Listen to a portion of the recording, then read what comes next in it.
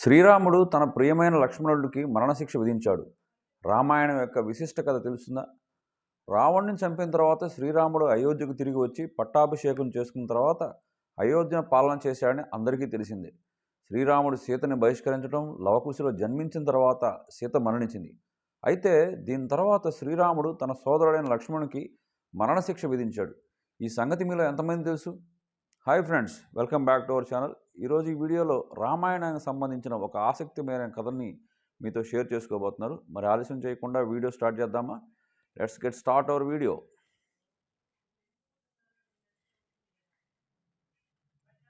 రాముడి వివాహం నుండి రావణ వధ వరకు రామాయణంలో శ్రీరాముడు మరియు లక్ష్మణుల మధ్య సోదర ప్రేమ కథలు అందరికీ తెలిసిందే.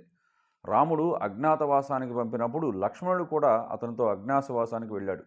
అడుగడుగున అతనితో ఉన్నాడు. అతని ప్రతి ఆజ్ఞ అనుసరించాడు. లక్ష్మణుడు కూడా తన వనవాస సమయంలో శ్రీరామునికి సేవ చేశాడు. నిద్రాదేవత నుండి 14 సంవత్సరాలు నిద్రపోకుండా వరం తీసుకున్నాడు. అయితే పరిస్థితుల కారణంగా శ్రీరాముడు తన సొంత సోదరుడు లక్ష్మణుడికి ఎలా మరణశిక్ష విధించాల్సి వచ్చింది వినండి. యమరాజు రాముడికి ఒక షరతు పెట్టాడు. ఈ సంఘటన ఆ రోజుల్లో రావణుని చంపి రాజ్యాన్ని పరిపాలిస్తున్న శ్రీరాముడు అయోధ్యకు తిరిగి వచ్చినప్పుడు జరిగింది. ఒకరోజు యమరాజు ఋషివేషంలో శ్రీరాముని వద్దకు వచ్చి తనతో ఒంటరిగా మాట్లాడమని అభ్యర్థించగా, యమరాజు రూపంలో ఉన్న ఋషిని శ్రీరాముడు ముందు ఒక షరతు పెట్టాడు. అదేంటంటే, ఎవరు అడ్డుకోనంటే మాట్లాడతానని, ఒకవేళ ఎవరైనా సంభాషణ మధ్యలో వస్తే వారికి మరణశిక్ష విధించాల్సి ఉందని అడిగాడు. శ్రీరాముడు ఈ షరతుకి అంగీకరించాడు.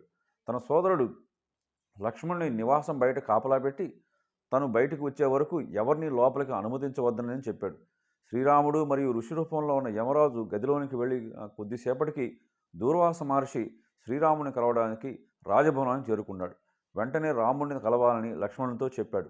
లక్ష్మణుడు దూర్వాస మహర్షికి నమస్కరించి ప్రస్తుతం శ్రీరాముడిని కలవలేరని చెప్పాడు. లక్ష్మణుడిపై దూర్వాసుడికి కోపం గించుకున్నాడు. పురాణాల్లో కోపానికి శాపానికి పేరుగాంచిన దూర్వాస మహర్షి లక్ష్మణుని మాటలు విని కోపోద్రిక్తుడాడు. రాముని కలవడానికి అనుమతించకపోతే అయోధ్యను భస్మం చేస్తానని లక్ష్మణుని హెచ్చరించాడు దూర్వాసుడు. మహర్షి మాటలు విన్న లక్ష్మణుడు సందిగ్ధంలో పడ్డాడు.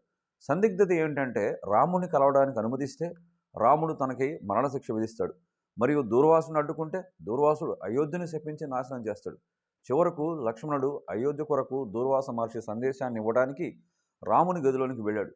లక్ష్మణుని మాటలు విన్న శ్రీరాముడు ఋషితో సంభాషణ త్వరగా ముగించి దూర్వాసుని కలవడానికి వచ్చాడు.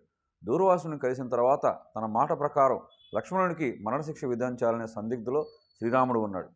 చాలాసేపు ఆలించిన తర్వాత కూడా శ్రీరాముడు తన గురువులకు నమస్కరించుకున్నాడు. ప్రేమించే వ్యక్తిని దూరం చేసుకోవడం కూడా మరణశిక్షతో సమానమని గురువు శ్రీరామునికి సూచించారు. అందుచేత మీరు లక్ష్మణుని బలి ఇవ్వాల్సి ఉంటుంది అన్నారు. ఆ విధంగా ఋషికి ఇచ్చిన వాగ్దానాన్ని, అంటే యమరాజుకి శ్రీరాముడు తన అత్యంత ప్రియమైన లక్ష్మణునికి మరణశిక్ష రాముడు మాటకి కట్టుబడి లక్ష్మణుడు జలసమాధి చేసి ప్రాణత్యాగం చేశాడు. విన్నారుగా ఈ కథ ఎలా ఉంది? నచ్చినట్లయితే ఈ వీడియోని లైక్ చేయండి, షేర్ చేయండి మరియు కామెంట్ చేయండి. సబ్స్క్రైబ్ చేసుకోవడం మర్చిపోకండి. మళ్ళీ ఇంకొక మంచి వీడియోతో మళ్ళీ అంతవరకు see you, take care, bye.